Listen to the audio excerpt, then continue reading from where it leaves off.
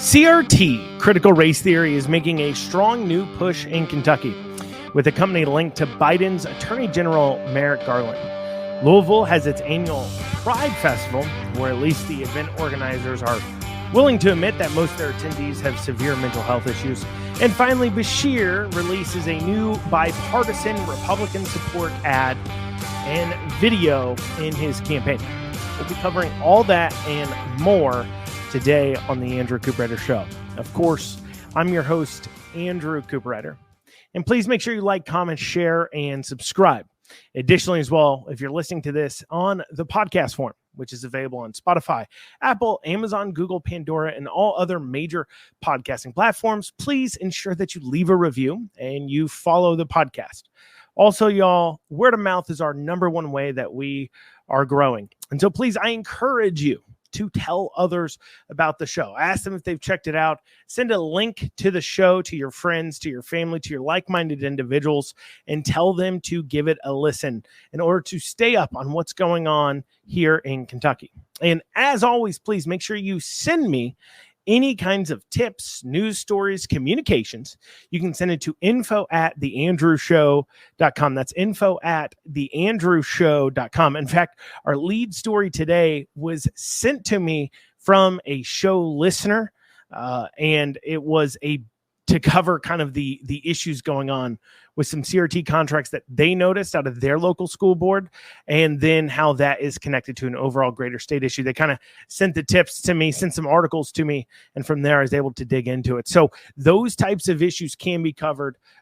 Issues you think are important, just go ahead and email them to me once again at info@theandrewshow.com.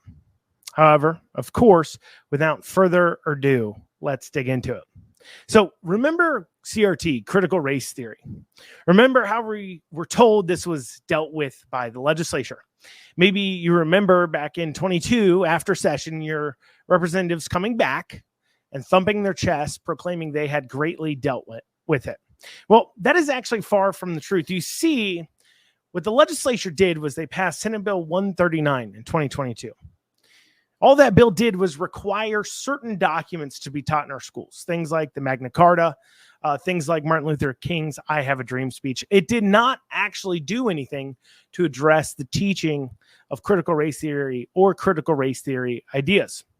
In fact, while that bill was passed, they were ignoring what was BR 69 that became House Bill 18.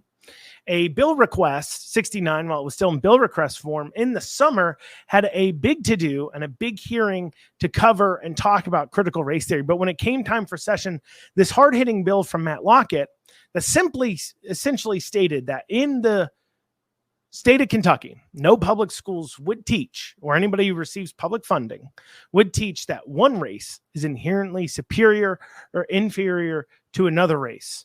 That was it. That was what the bill essentially said. But apparently that was too strong of a bill for our very liberal legislature. And so instead they decided what they could pass was Senate Bill 139 that did nothing to deal with CRT. And lest you think I was the only one saying this, if you go back in the way back machine to early 2023, you'll find a op-ed from the Louisville Teachers Union boss laughing about how pitiful Senate Bill 139 was and how it satiated the frothing mouths of the Republicans who wanted to attack this CRT without actually doing anything or restricting the teachers at all. They loved the bill. And the fact that the teachers unions loved Senate Bill 139 should tell you just how little it did.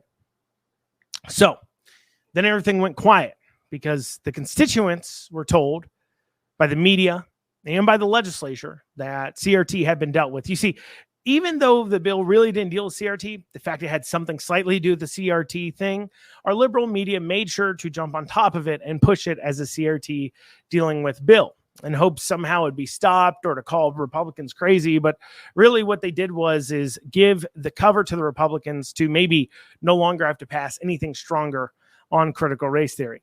And maybe that was the media's point too when they were pushing it. Then everything went quiet. But CRT is now making a comeback with a new company and contractor in our schools called Panorama Education. And in fact, Boone County schools had recently implemented some contracts from them dealing with what panorama systems are pushing.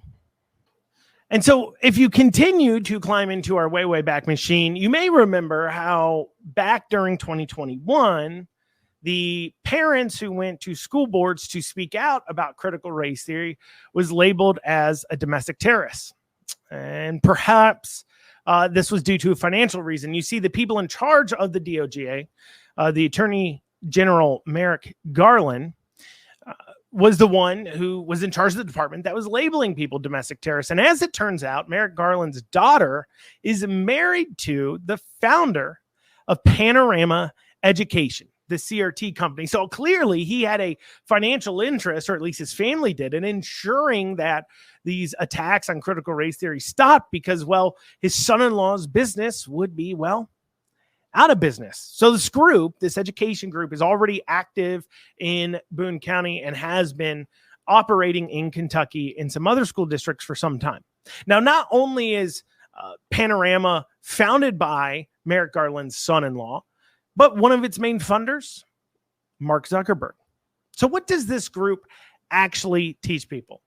Well, first, let's define CRT, or critical race theory, because I know the lefties, they just love to claim we can't even define what CRT is, ignoring the fact that, well, we define it all the time to them. And when they do so, they fall quiet because they love to claim we don't know what we're talking about. But when we perfectly capture exactly what they're talking about, they suddenly realize that they themselves never bothered to find out what CRT is, or they'll call it a legal theory. And that is some of it.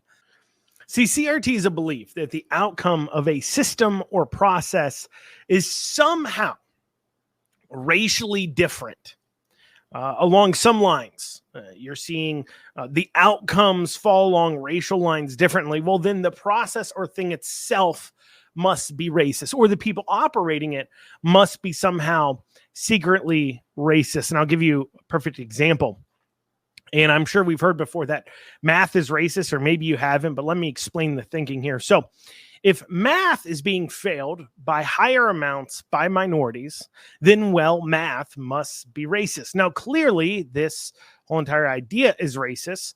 What it's doing is, instead of looking at factors outside of immutable characteristics like your skin color that could actually be causing the issues, such as single parent households, because what is more likely, that they're failing math because they are a minority, or they are failing math because they have a one-parent household, and that parent is either distracted working or just simply doesn't have the time to be as engaged as other households where there are two parents. And because of that, because of the busy parent, they don't have the time needed to address and teach a child math. That makes a lot more sense than simply 2 + 2 is racist. But this claim that CRT makes is that skin color is causing it. And then they call, what critical race theory ideas call for, is essentially two different systems in order to fix it. A system that takes into account a person's skin color and then adjusts the scales going into it. Because somehow, for some reason, if two people have different skin colors, they can't be held to the same standard. That is a critical race theory belief. And this is also a soft bigotry of low expectations, a belief that because somebody's some sort of skin color means they can't be held to the same standard, higher standard of another skin color. It sounds like some of the greatest bigotry and racism we have going on in commonplace today, but that's what we have.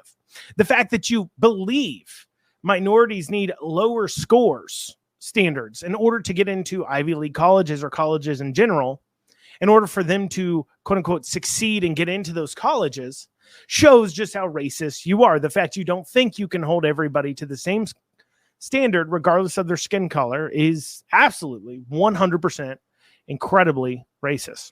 But going back to our math example, if minorities are failing math at a higher rate, well, then we simply need to create a different and new math system or standard for minorities. Well, they can't call these types of ideas and things critical race theory or CRT anymore. So they've decided they're going to invent new terms like SEL, social emotional learning, or DEI, diversity, equity, inclusion, which rolls together CRT with LGBTQ, gender theory, equity, and inclusion, for an example.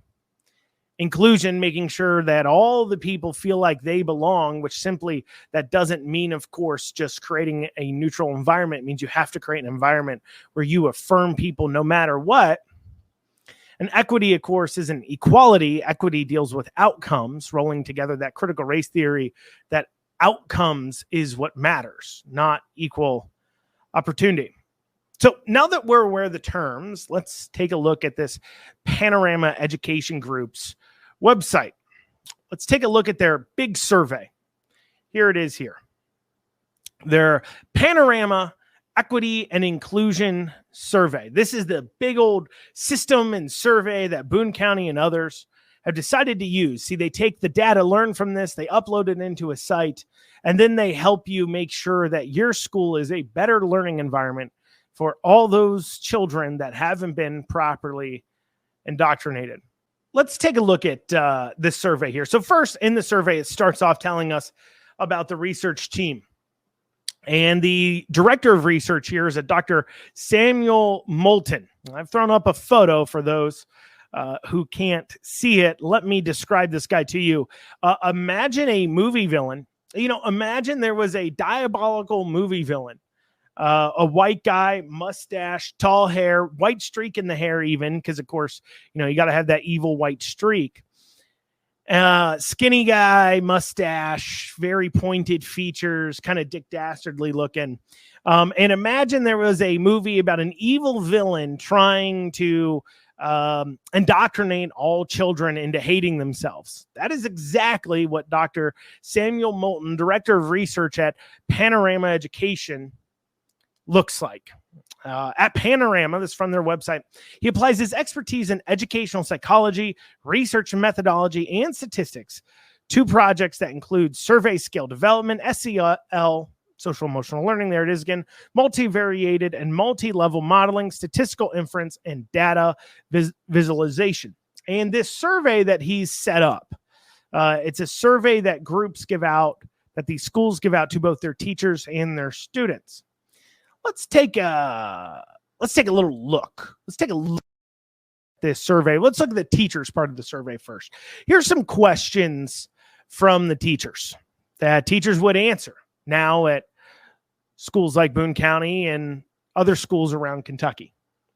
Here it goes. It says, how often do school leaders encourage you to teach about people from different races, ethnicities, or cultures? How often do you think about what colleagues of different race, ethnicities, or cultural experiences? How often do you think about what colleagues of different races, ethnicities, or cultures experience? How confident are you that adults at your school can have an honest conversation with each other about race? At your school, how often are you encouraged to think more deeply about race-related topics? How comfortable are you discussing race-related topics with your colleagues? How often do adults at your school have important conversations about race, even when they might be uncomfortable? When there are major news events related to race, how often do adults at your school talk about them with each other? How well does your school staff speak out against racism? That's not all the questions. We have more. How easy do you find interacting with students at your school, who are from a different cultural background than your own? How comfortable would you be incorporating new material about people from different backgrounds into your curriculum? How knowledgeable are you regarding where to find resources for working with students who have unique learning needs? If students from different backgrounds struggled to get along in your class, how comfortable would you be intervening? How easy would it be for you to teach a class with groups of students from very different religions from each other? In response to events that might be occurring in the world, how comfortable would you be having conversations about race with your students? How easily do you think you could make a particularly overweight student feel like a part of the class? How comfortable would you be having a student who could not communicate well with anyone in the class because of his or her home language was unique? When a sensitive issue of diversity arises in the class, how easily can you think of strategies to address the situation? Few more questions here. How often are students given opportunities to learn about people from different races, ethnicities, or cultures? How often do you think about what students of different races, ethnicities, or cultures experience? And finally, at your school, how valuable are the equity-focused professional development opportunities? When it comes to promoting culturally responsive practices, how helpful are your colleagues' ideas for improving your practice? How often do professional development opportunities help you explore new ways to promote equity in your practice? Overall, how effective has your school administration been in helping you advance student equity? Interesting questions for teachers. Obviously, the implication of such, because you're trying to, quote unquote, improve on these subjects, is that you want teachers, ideally, to be responding to those questions in the affirmative, saying that the school is very open to these things, so on and so forth, which is exactly the opposite of what I want a teacher to feel. I want a teacher to read through that and feel nothing and to not care. I mean, literally, the question is, how often do you think about race? That is pretty much most of these questions. How often do you care about somebody's skin color? Now, a proper non-racist person would say, I really don't think about it at all. But of course, that's not what they want the teachers feeling. That's not what they want them programmed to do. And at least you think they're just coming after the teachers. This survey is also given to students. And here's some of the questions for them. How often do you spend at school with students from different races, ethnicities, or cultures? How often do you have classes with students from different racial, ethnic, or cultural backgrounds? At your school, how often do students from different races, ethnicities, or cultures hang out with each other? At your school, how common is it for students to have close friends from different racial, ethnic, or cultural backgrounds? How fairly do students at your school treat people from different races, ethnicities, or cultures? How fairly do adults at your school treat people from different races, ethnicities, or cultures? Those don't sound necessarily too bad on their surface initially. They're just asking simple questions about, do you feel comfortable around other people of ethnicities or cultures? You know, this test is supposed to be given to kids as young as 6th grade. And if I'm to be honest, my son is in 6th grade. And I think if I asked my son these questions, he would honestly be really confused because he has no idea. He's never sat down to think about it. He hasn't thought about the races and cultures and ethnic groups of the people he sits with at lunch. It doesn't really cross his mind because I'm not raising my son to be a dirty racist. But these are the mild questions. Here's the next ones. How often do teachers encourage you to learn about people from different races, ethnicities, or cultures? How often do you think about someone of a different race, ethnicity, or cultural experiences? How confident are you that the students at your school can have an honest conversation with each other about race? At your school, how often are you encouraged to think more deeply about race-related topics with other students? How comfortable are you sharing your thoughts about race-related topics with other students at your school?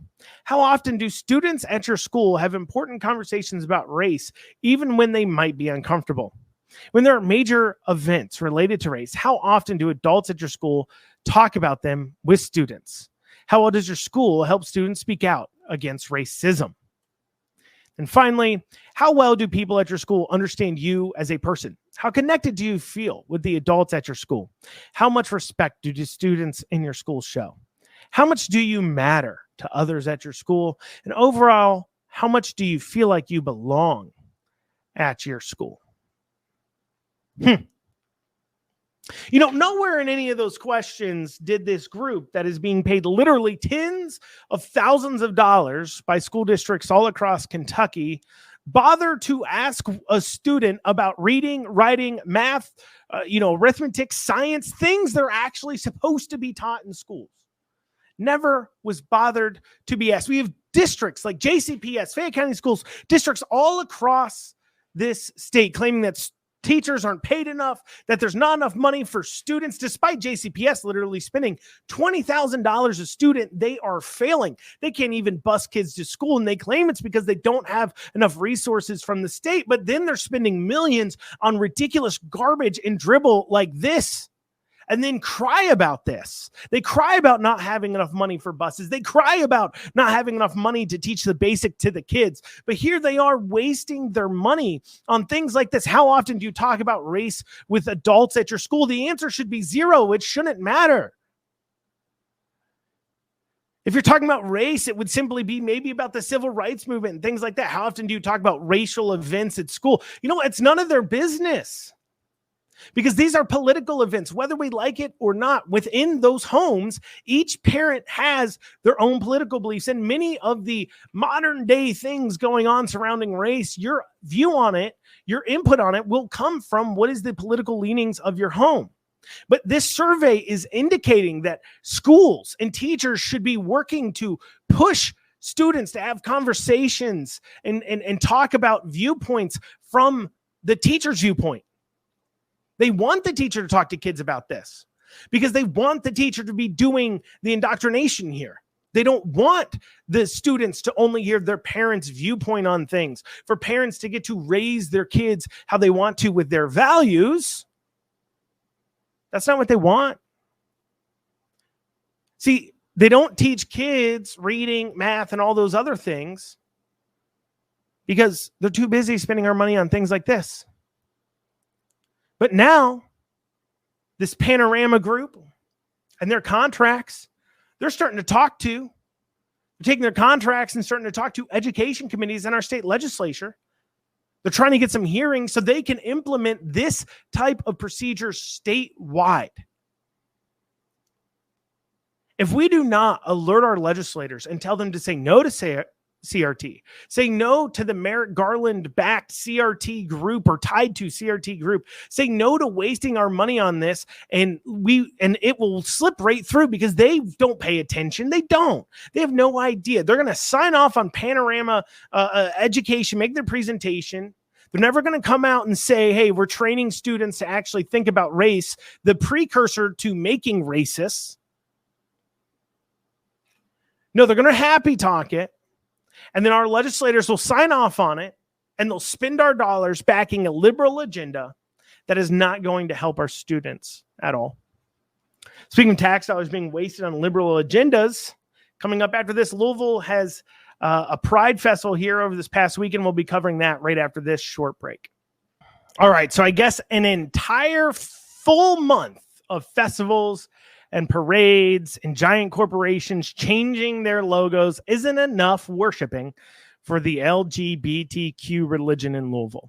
In fact, they may not actually be happy until Kentuckians are literally sacrificing their children at an altar to their religion, something they demand every day anyways, when we don't allow them to chop the genitalia off children. I'm going to go over this festival, but if you're worried about the fact that you may have missed it, well, don't worry, because if you're a minority gay person, I believe this weekend in Lexington will be the Black Pride Festival, which is not just Black Pride, like more like Black Panther type, throw your fist up, Black Pride. No, this is gay, I guess, Black people parade. So not only do we have an entire month and other parades for Pride, we now also have festivals and parades for the very specific each group. I mean, when will we have the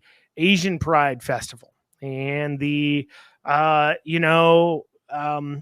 get specific with it, right? Let Tibetan LGBTQ Pride Festival. Let's go country by country, not just race by race. I mean, what are we doing here, right? I mean, basically, it's been a whole 2 months since there was a Pride Parade in Louisville, a general Pride Parade. And they felt it was certainly time, and they definitely needed to go ahead and get another.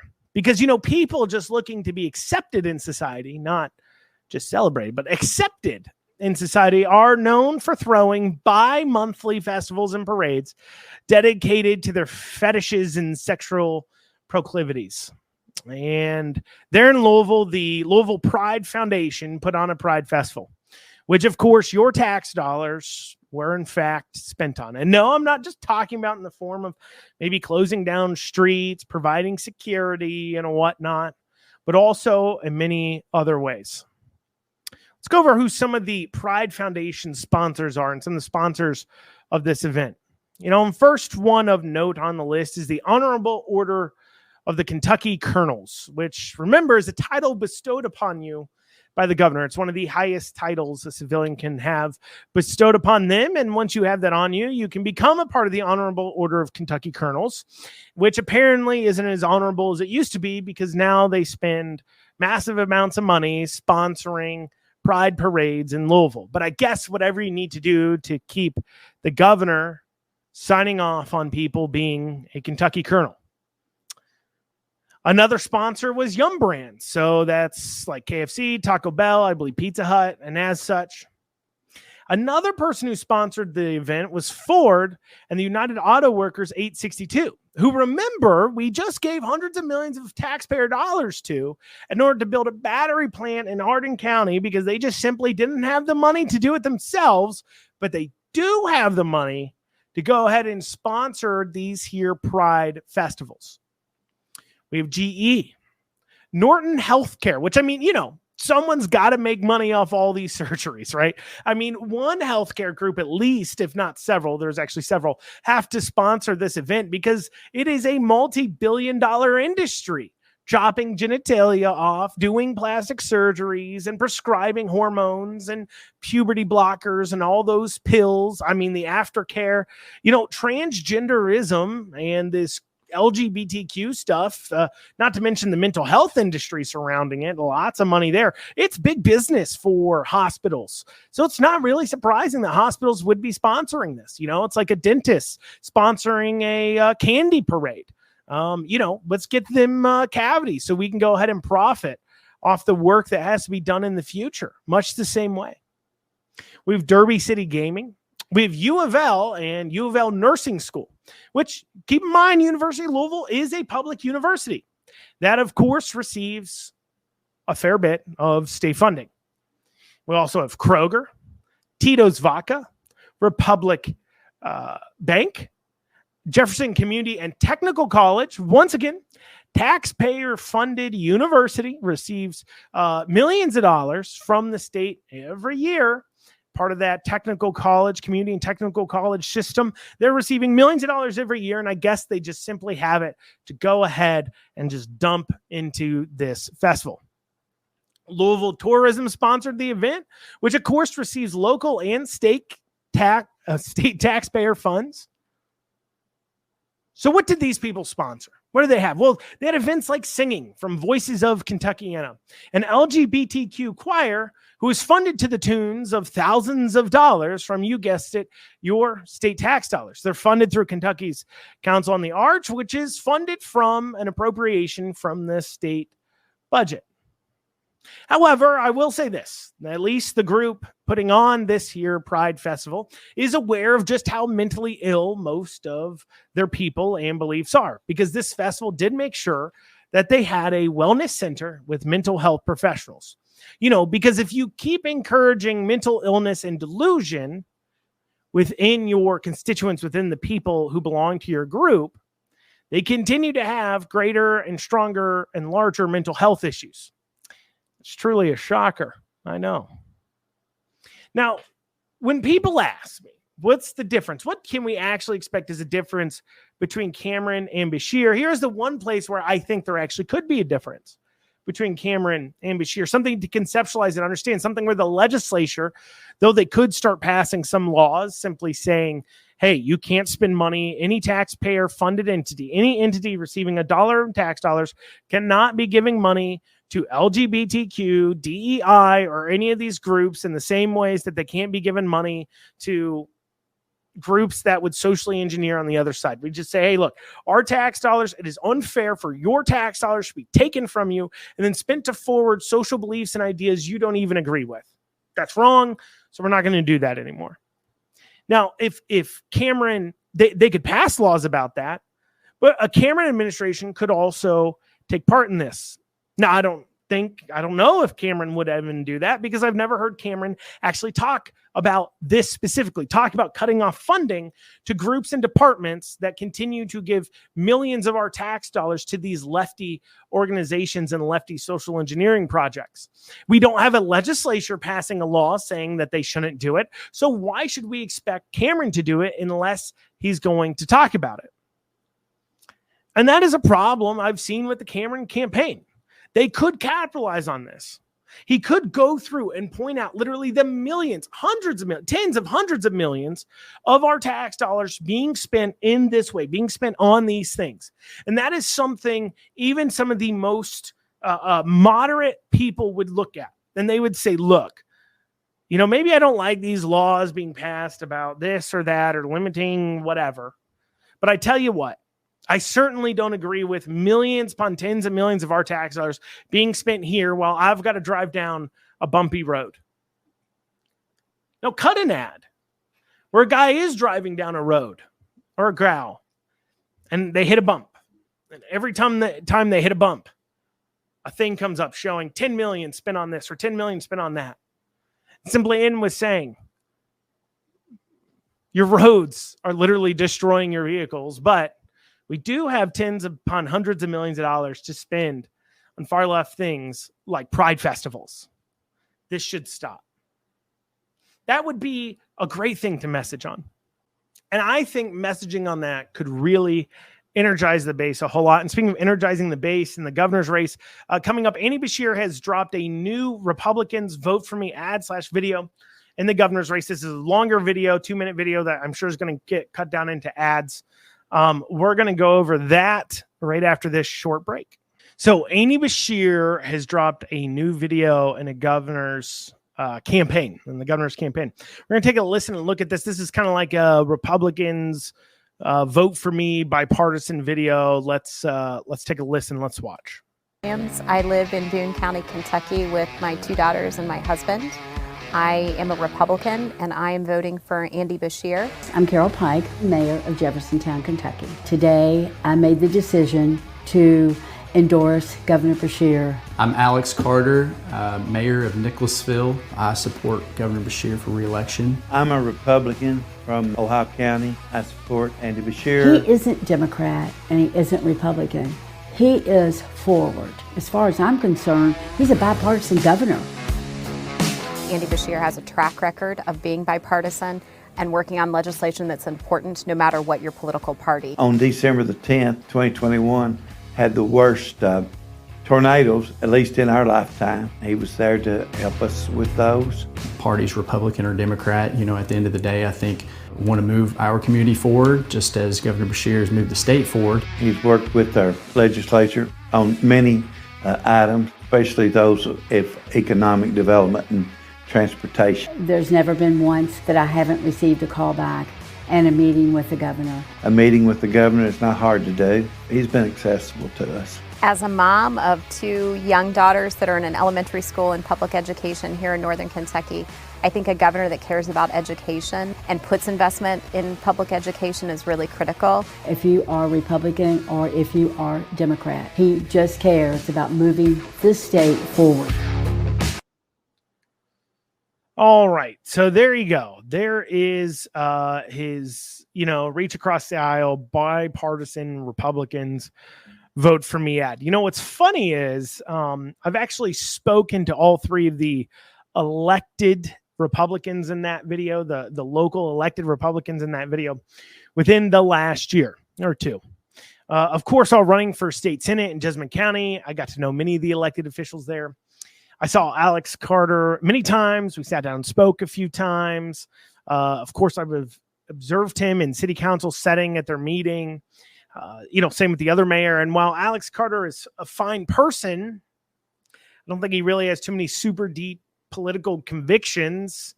And the same is with most these local party people. They are literally whatever party they need to be in order to win the general election. That's just kind of how it works. I'm not saying this to necessarily attack Alex Carter for his endorsement. He does what he does, or what have you. But many a times, especially local, even the judge executives, there's not too much partisanship when it comes to the local things. And you pick your party based upon a lot of times what you think is going to win you in the general. It's just the facts of the matter. Because let me ask you this to all my listeners listening, and maybe you're a bad group to ask because you're going to be more involved, of course, in what's going on than most people. Just because of the fact that you listen to this podcast, you may be paying more attention. But let me ask you this. Who did you vote for your last city council race? Who did you vote for magistrate? Who'd you vote for judge executive? What is their exact name? And chances are you just voted for whoever had an R next to their name and walked out, because that's what it means. You want to make sure you vote for the Republicans, or whatever party you need to be in order to fulfill that local politics, because the party platforms, the party positions don't necessarily shine through very well when you start talking about local issues. It's harder to detect when somebody passes a Democrat or Republican policy at a local issue. The only thing you know about is if they're spending thousands upon thousands of dollars on things like pride parades and festivals and fording, those kinds of things. Something that's come before the fiscal court in Jessamine County is statue removal, those types of niche kind of things they deal with. But when it comes to many of the partisan ideas, such as smaller spending and abortion and all those things, they kind of go out the window, because in most of these counties and cities, not the big ones, but the small local ones where these people come from, there is just really not enough money to go around in order to spend on those types of things. That's just something that I've seen while watching these small towns. I mean, let's say that you're talking about roads and how to fund trash services and how to do sewers and those types of things. You just don't have the money to waste, really. I mean, maybe a few times you see them doing wealth redistribution schemes, but it's not nearly on the same scale as we see at the state. And it's not enough Republicans, even at the state level, are against that, as we've seen. So why are these local politicians doing this? Well, Judge David Johnston, the judge executive of Ohio County, remember, y'all, judge executives are not legal judges. They are fiscal court judge, which is like your county council of sorts. So they're same as like a city council. And the judge executive is like the mayor of the county, sort of, to explain that. But Judge David Johnston, the judge executive of Ohio County, clues us in. And he clues us in with this whole tornado thing. Actually, I had about a 2-hour-long conversation in David Johnston's office about 6 months ago while I was on the campaign trail. He's a very nice guy. I met with probably 30 judge executives, and the meeting with him was probably one of the easiest and most pleasant ones I had. Now, I never went into any of these meetings asking for people's endorsements. I'd never asked them, so I don't know how hard it is to get his endorsement, because honestly, that's not how I campaign. I don't really campaign with endorsements because I don't think most people generally care. You make a post on Facebook. How do you share that information? What's important to me is I sit down, I talk with people from the campaigning side. As long as they tell their friends or family, people will ask them, hey, this is the guy I'd vote for. I'll take it, right? But it's just, I just don't go for the public endorsements. It's not really how I campaign. I don't think they necessarily matter unless they're a big name. What I cared about when I came into their area is I wanted to find out what was going on in their area. I spent a lot of time talking to them and zeroing in on what issues they're having and thinking of solutions. In this case, I was running for state treasurer. So what could the state treasurer do to help with some of these local problems that they're having? That is how I campaigned. And I take some pride in that. And while I lost both my elections, I was pretty close in my state senate race. And in order to beat me, they had to outspend me 5-1. A record amount was spent in a state senate primary in that race. And they had an incumbent, which generally speaking, you should never have an incumbent spending, $500,000-$600,000 in a state senate primary. That's unheard of, but that's what happened. And then in my state treasurer's race, I came in second out of 3. I beat third place by almost 10 points. And he had spent almost 3 times as much as me. In first place, spent about 5 times as much as me. And if I'm to be honest, I was a lot more concerned about that third place winner winning than I was the first place winner, because the third place winner was absolutely a horrible Republican. And that's what I was more concerned about. So I never actually attacked the first place winner, because He's not a bad guy. I think I'd be more active than him, but he's not a bad person. So despite always being outspent by massive amounts, the winner, like I said, in the state treasurer's race, had to outspend me almost 5 times again as much. So despite losing, they've always had to spend almost 5 times as much to beat me. And then part of that is because I truly enjoy finding problems, offering solutions. I'm a different kind of candidate because I'm a different kind of political involvement. That's why I do this podcast. I have a true passion for politics and local issues. And so with that stated, sitting down with Judge Johnston in Ohio County, and we started talking about Beshear, he came up and a few things were said. And one, he did say he really appreciated what he did with the tornadoes. And 2 was that Beshear was the kind of person and governor that you wanted to say on the good side of. I heard stories like this all across the state from county officials. They said, you want to play ball with Andy Beshear. You want to give him his photo ops, give him his kudos, let him take credit, and then he'll give you all the help in the world. But the minute you don't, you better watch out. One county, as I remember, was telling me about how they didn't give Beshear the big check photo opportunity ceremony he requested. And so he simply never gave him the money for the sewer project that he had originally said he would, because they wouldn't give him the photo ops. Millions of dollars being pulled from citizens simply because he didn't feel like his ego was appropriately stroked. However, we know that is who Beshear. You can tell when you see these check ceremonies. He does the big old check like you won the lottery when he's coming out giving money to counties or cities for government projects like you won the lottery. And then he has the audacity to say it's from him and sign its name like it's his money when it has come from the taxpayers. That's who it came from. It's just government doing what government should. And he wants ceremonies and his check name and the big signatures. And it's what the money's for. I mean, the money isn't for funding building water and sewer and schools and road projects. Then what is it for? But you don't get your check back out. You don't get the money that's been taken from the constituents in your county back out to go to your projects unless you scratch Andy's back. And that may be just why all these mayors are doing this. They want the special treatment. I wouldn't be surprised at all to see Andy Beshear giving them big projects and funding after the election if he wins, because it's kind of a bribery of sorts of votes using our money. And this also means something else. In line with that, it means that they think that Andy Beshear will win and they want to be on his good side, or at least they don't think that if Cameron somehow does win, he's going to be very vindictive. But why do they think he would win? I mean, if you think it's real close and it's neck and neck, you wouldn't get involved. So why do they think he'll win? Well, we've gone over the polls. They're not looking good. The messaging and the general feeling on the ground for Cameron, it just isn't good. Honestly, it doesn't look good. And you can be mad at me. I'm just being honest. A friend of mine who's a conservative, just not super politically involved, pointed this out. He says, look, I barely see Cameron ads. And when I do, simply put, Beshear's is better. Cameron's ads and Beshear's ads are simply different. Beshear's ad game is strong and Cameron's is lacking of oomph. It lacks content. It lacks real. He's not really saying anything in any of his ads. Now, I'm not going to say Beshear is either, but Beshear's been in office, so he doesn't have to.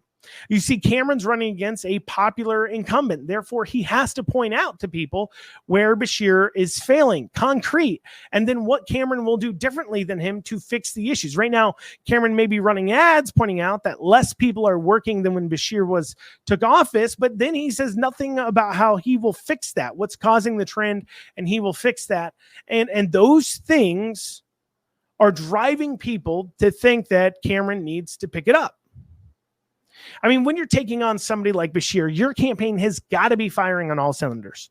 You got to nurture your grassroots. You got to take no votes as just a given, and you got to be extremely organized as a campaign. I'm just not seeing that right now from the Cameron campaign, and neither are the Republicans in this ad, and neither are a lot of Republicans throughout the state, or especially these Republicans in this ad. They wouldn't have agreed to do this ad out of fear of annihilating the next governor coming into the office. That's just my humble opinion. It doesn't look good for Cameron that these people are doing this. They are risking alienating the governor coming in if Beshear doesn't win. So they must be pretty confident that Beshear will win. Now, That doesn't mean that it's over for the Cameron campaign. They can get it together. They can get organized. They can get their messaging better on point. They can start firing on all cylinders. They can bother to reach out to the grassroots throughout the state and nurture them. It's not too late, but they don't have much longer to turn it around. And I don't know if his campaign is even aware of the issues they're having. I don't know if it's all happy talk out of them. I don't know if they're seeing simply they're polling a lot more and getting a lot different results than all the public polls are showing. I don't know.